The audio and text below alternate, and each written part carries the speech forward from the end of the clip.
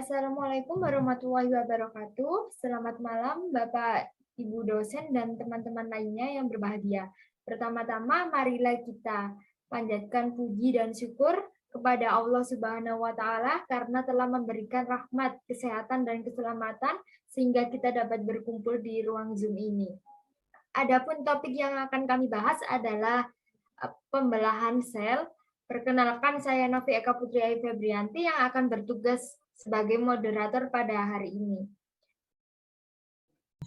Perkenalkan, nama saya Amalia Sariasi. Perkenalkan, saya Nabila Bulan Safitri. Perkenalkan, nama saya Nur Afifah. Perkenalkan, nama saya Fitri Rahmawati.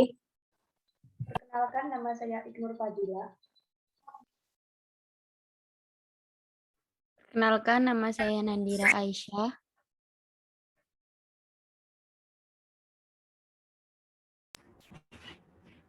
Perkenalkan, nama saya Nurjana Farisa Kurniawati. Perkenalkan, nama saya Amelinda Nur Kartika Rahma. Perkenalkan, nama saya Dindi Nurgitasari. Perkenalkan, nama saya Hesti Triwulandari. Perkenalkan, nama saya Novia Fitri.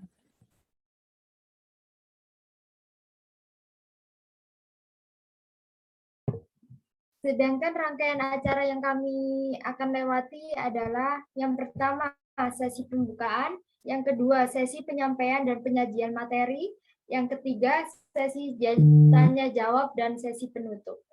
Baik teman-teman, langsung saja kita mulai ke sesi yang pertama adalah pembukaan. Marilah kita mengucap basmalah bersama-sama.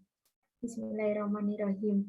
Selanjutnya adalah penyampaian dan penyajian materi. Saya persilakan untuk Hanifah membacakan materi yang pertama. Kepada Hanifah saya persilakan. Topik yang pertama adalah definisi dari pembelahan sel. Pembelahan sel adalah peristiwa di mana sebuah sel membelah menjadi dua atau lebih menjadi sel baru. Pembelahan sel merupakan cara sel memperbanyak diri atau yang disebut dengan reproduksi. Sel sebagai bagian terkecil yang menyusun tubuh makhluk hidupnya.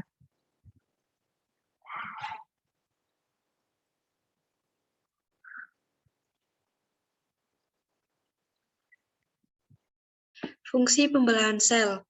Namun demikian, fungsi pembelahan sel pada makhluk hidup multiseluler dan uniseluler sangat berbeda meski intinya sama, yaitu perbanyakan sel. Pembelahan sel sangat penting bagi kelangsungan hidup semua makhluk. Sel sendiri mengalami pembelahan untuk yang pertama pertumbuhan.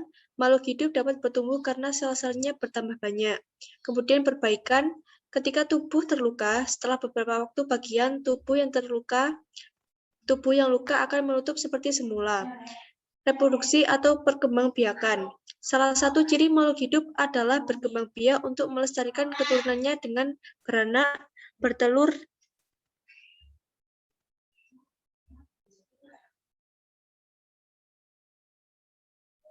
Fungsi pembelahan sel. Fungsi pembelahan sel pada makhluk hidup uniseluler atau bersel tunggal adalah sebagai cara untuk berkembang biak. Makhluk hidup yang berkembang biak dengan membelah diri, diantaranya protozoa, amoeba, dan lain-lain.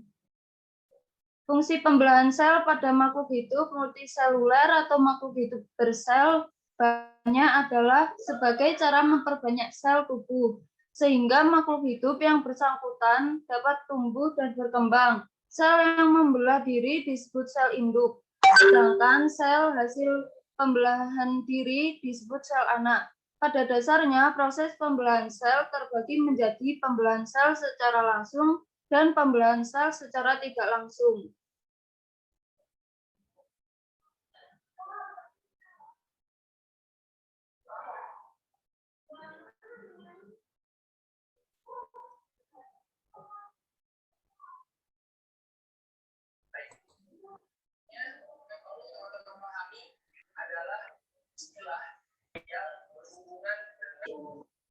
Yang pertama yaitu pembelahan mitosis. Pembelahan mitosis adalah pembelahan duplikasi di mana sel memproduksi dirinya sendiri dengan jumlah kromosom sel induk. Mitosis mempertahankan pasangan kromosom yang sama melalui pembelahan inti dari sel somatis secara berturut-turut.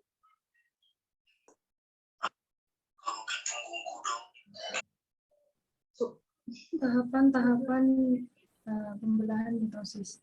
Terdapat 4 fase tahapan pembelahan mitosis, di antaranya profase, metafase, anafase, dan telofase. Tetapi sebelum keempat fase ini dimulai, ada yang namanya fase pendahuluan atau interfase. Interfase ini juga sering disebut dengan persiapan pembelahan. Pada interfase terjadi proses persiapan peninduan energi. Selanjutnya, kita masuk ke tahap awal pembelahan sel, yaitu profase. Pada awal profase, senterosom memiliki replikasi sehingga menghasilkan 2 sentrosom. Kemudian setiap sentrosom akan bergerak ke kutub-kutub inti yang letaknya berlawanan. Di saat yang bersamaan, mikrotubulus mulai terlihat di antara 2 sentrosom. Kemudian mikrotubulus ini akan membentuk seperti gulungan benang yang disebut dengan spindle. Yang kedua ada tahap metafase. Pada tahap ini nukleus dan membran inti sel sudah tidak terlihat. Masing-masing kinetokor pada sentromer dihubungkan ke suatu sentrosom. Kemudian pasangan kromatid bergerak ke bagian tengah inti sel. Yang ketiga ada tahap anafase. Di tahap ini ditandai dengan pemisahan kromatid dari bagian sentromer yang kemudian membentuk kromosom baru. Masing-masing kromosom ditarik oleh benang-benang spindel menuju kutub yang berlawanan. Nah, pada tahap akhir anafase, kromosom hampir sampai ke kutubnya masing-masing. Selain itu, sitokinesis juga mulai terjadi. Yang terakhir ada tahap telofase. Kita sudah masuk ke tahap akhir pembelahan mitosis. Pada tahap ini, kromosom telah sampai di kutubnya masing-masing. Benang-benang spindel mulai menghilang, dan membran inti sel juga mulai terbentuk.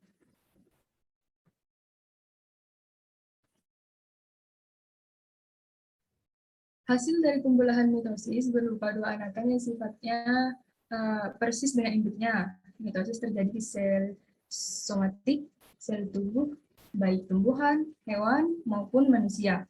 Contohnya terjadi pada sel akar, sel batang dan sel daun, sel kulit, sel hati, sel epitel, serta sel somatik lainnya.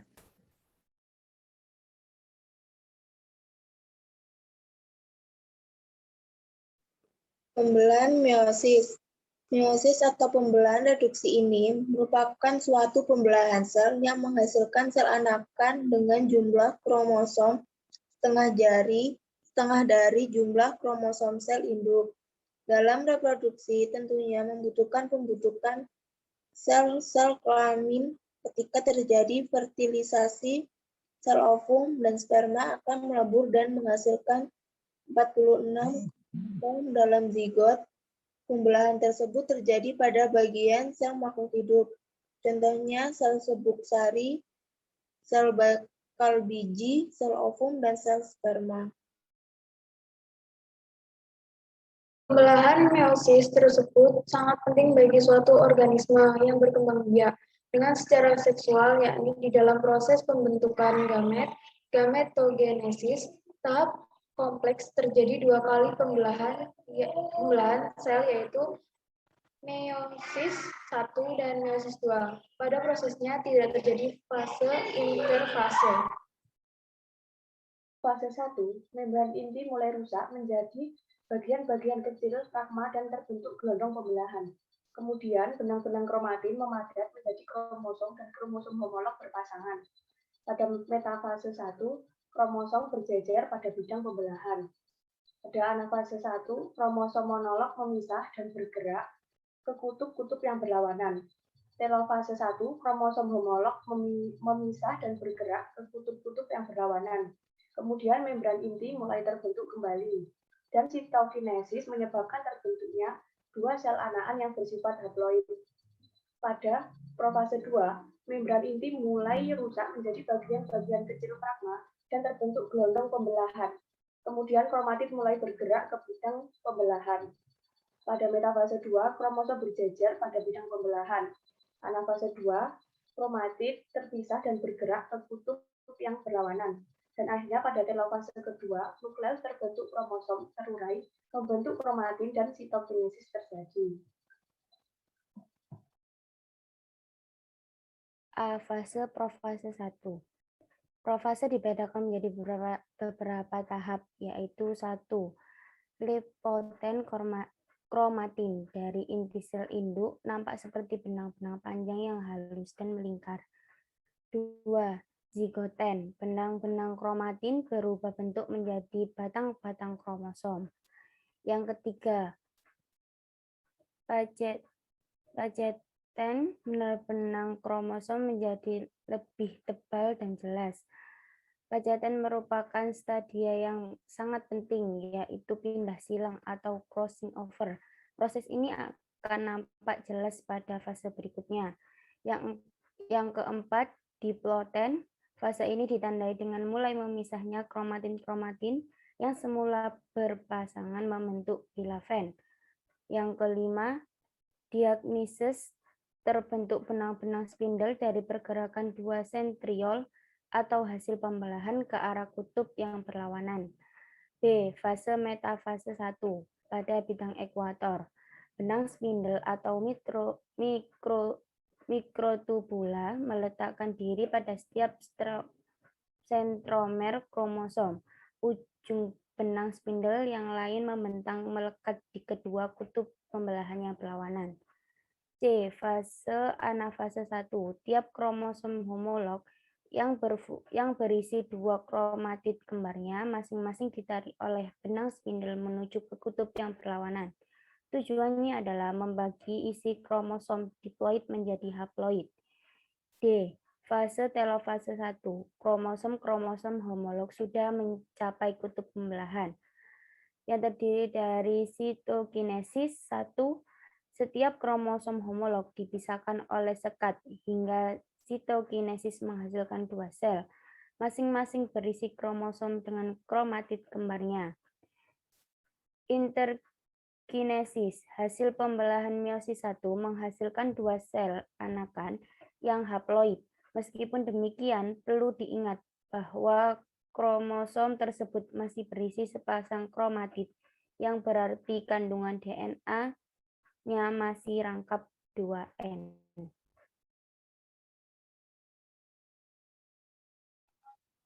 Meiosis 2.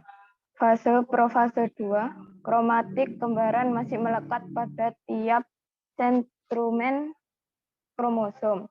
B. Fase metafase 2. Setiap kromosom yang berisi dua kromatik merentang pada bidang ekuator, terbentuk benang-benang spindle, satu ujung melekat pada sentromer dan ujung lain membentang menuju ke kutub pembelahan yang berlawanan. C. Anafase 2. Benang-benang spindle mulai menarik kromatik menuju ke kutub yang berlawanan.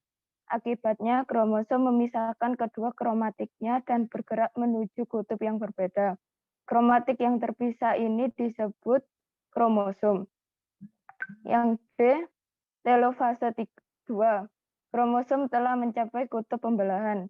Hasil akhir akan terbentuk 4 inti yang mengandung setengah pasang kromosom haploid dan satu salinan DNA.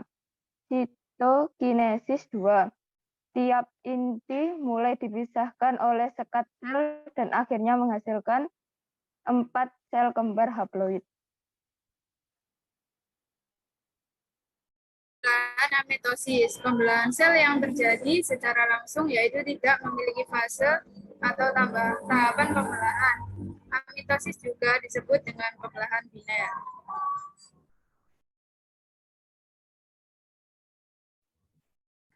Amitosis diawali dengan menempelnya kromosom pada dinding sel.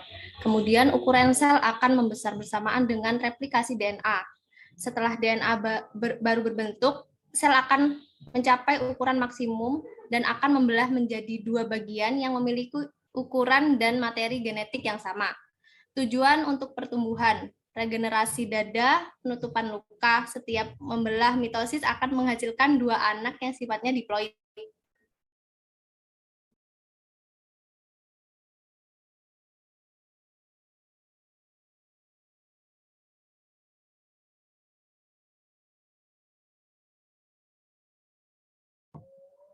Baik, teman-teman, selanjutnya kita akan memasuki sesi tanya-jawab. Jika ada materi yang kurang jelas atau ada pertanyaan, silakan menanyakan langsung kepada salah satu kelompok kami.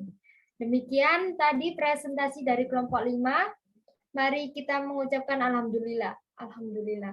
Saya sebagai moderator mohon maaf bila ada kurangnya dan terima kasih untuk perhatiannya. Wassalamualaikum warahmatullahi wabarakatuh.